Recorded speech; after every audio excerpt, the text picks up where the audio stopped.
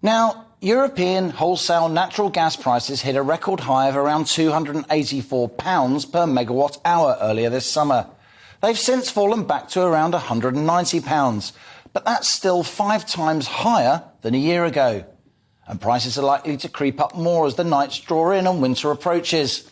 And ominously, Russian energy giant Gazprom, which supplies Western Europe with around a third of our natural gas, is now warning the cost of that gas could surge by another 60% this winter. Ouch. As the war in Ukraine drags on, the economic conflict between Russia and the West shows few signs of easing.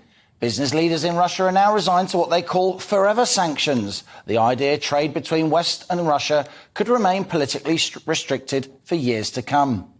The mighty Gazprom, the state-dominated monolith, which controls almost a third of the world's known gas reserves, has already cut gas flows to Western Europe via the Nord Stream pipeline between Germany and Russia. Ukraine's also shut one of Gazprom's major transit routes in a bid to starve the Kremlin of cash.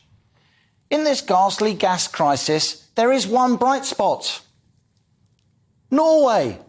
Our Scandinavian neighbour isn't only a cross-country skiing powerhouse and birthplace of Ibsen, Grieg and the occasional Premier League striker, it's also a major gas exporter.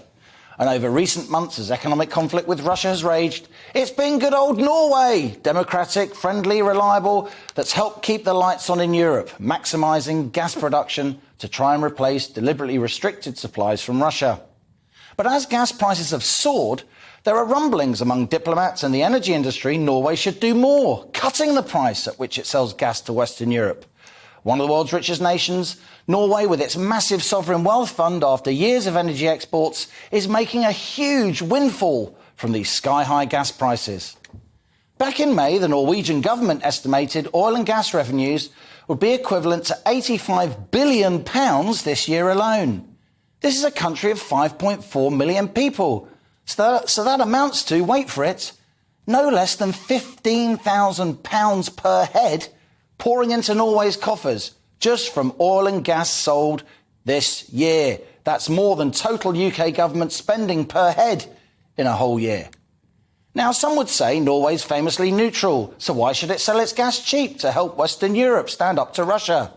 But is it really in Norway's interests to see countries like Britain, France and Germany fall into recession, or to have an emboldened Russia, a country with which Norway shares a border, getting even more leverage over the West? Norway's now supplying around a quarter of Western Europe's gas and a massive 40% of UK gas. Could the country's state-owned energy industry be persuaded to give us energy on the cheap? So that's our On the Money question today, an unusual one, but it's almost the weekend, so here we go. Can Norway help solve Europe's energy crisis?